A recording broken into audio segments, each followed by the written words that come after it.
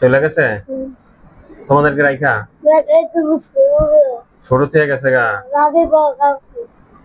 আরে আর হচ্ছে এই আসসালামু আলাইকুম, আক্রান্ত মন নিয়ে আপনাদের সামনে হাজির হয়েছি। আমি আসাদুল ইসলাম তুহিন। তো এই দুইটা বাচ্চাকে দেখে আমার খুবই খারাপ লাগতেছে। কারণ হচ্ছে ওর বাবাও নাই, ওর মাও নাই। ওরা তিন ভাই, আরো একটা বাচ্চা ছোট আছে ওর ভাই। ঠিক আছে, ওর মাও চলে গেছে, ওর বাবাও চলে গেছে, ওর দাদির কাছে নাকি থাকে। তো একটু বলো তো তোমার নাম কি? কি নাম? আচ্ছা, ও কথা কইতে পারে না ভালো মতো। তোমার দেশের বাড়ি কি কইতে পারো কোথায়? বিক্রমপুর। তোমার আব্বা কি করে? চলে গেছে?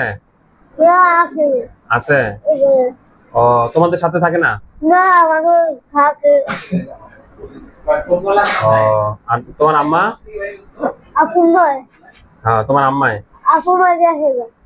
চলে গেছে তোমাদেরকে রাইখা?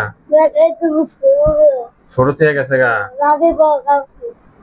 আরে আর হচ্ছে এই তুমি কার কাছে থাকো? দাদি তোমার দেখে রাখে? তোমরা কয় মানে তিন ভাই না এখন?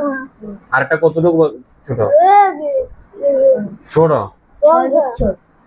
ও তাহলে তোমরা এই তোমাদের খাওন দাওন দেয় কারা? মানে তোমার কি আব্বাই দেয় নাকি তোমার দাদা দাদি দেয়? দাদি দেয়। দাদি কি করে?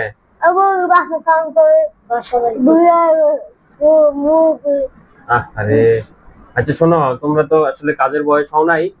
আমার এখানে কাজ শিখতে চেতেছো বা করতে চেতেছো, তোমরা এক কাজ করো। তোমরা দুই ভাই, আর তুমি কও তো কাজ কি শিখবা? শিখবো। ও তো তোমাদের তো কাজের বয়স হয় নাই, তো তোমরা এক কাজ করতে পারো আমার এখানে আইসা।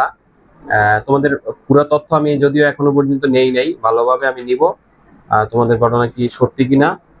আর এই তোমরা কালকে দুইজন আইসা পড়বা, ঠিক আছে? আচ্ছা।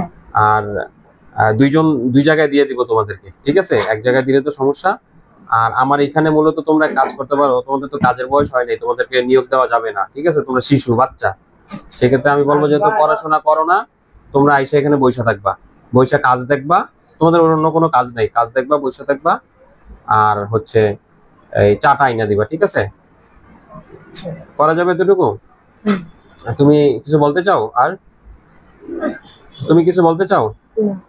বলতে চাইলে বলো।